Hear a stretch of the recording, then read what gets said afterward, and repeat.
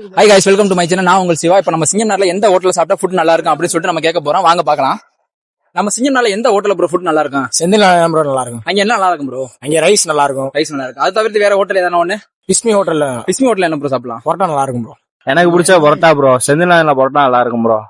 உங்களுக்கு ப்ரோ? எனக்கு பிடிச்சது ரைஸ் ராஜலட்சுமி ஹோட்டல் நல்லா இருக்கும். நான் சாப்பிட்ட வரைக்கும் ராவுத்தர், நியூமாஸ், பிரியாணி செட்டுலாம் நல்லா இருக்கும். பரோட்டா செட்டு அதெல்லாம் நல்லா இருக்கும். உங்களுக்கு பிடிச்ச ஹோட்டல் ப்ரோ சாப்பாடு? எனக்கு பிடிச்சதுன்னா மதியத்துக்கு தங்கராஜ் பிரியாணி கடை. அங்கே நல்லா இருக்கும். ஓரளவு சாப்பிடலாம். ஓரளவு மக்கள் எல்லாம் அங்கே அதிகமாக கூட்டமாக இருக்கும். இருந்தாலும் அங்கே தான் போய் சாப்பிட்றாங்க எல்லாரும்.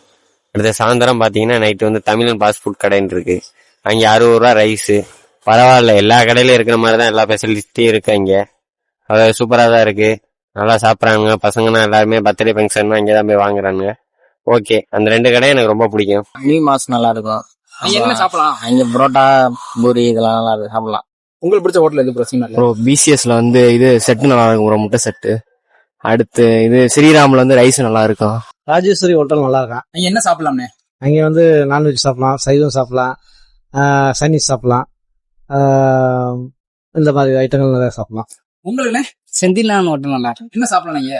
செந்திலான்ல கிரேவி, சிக்கன் கிரேவி, அப்புறம் தந்தூரி நல்லா.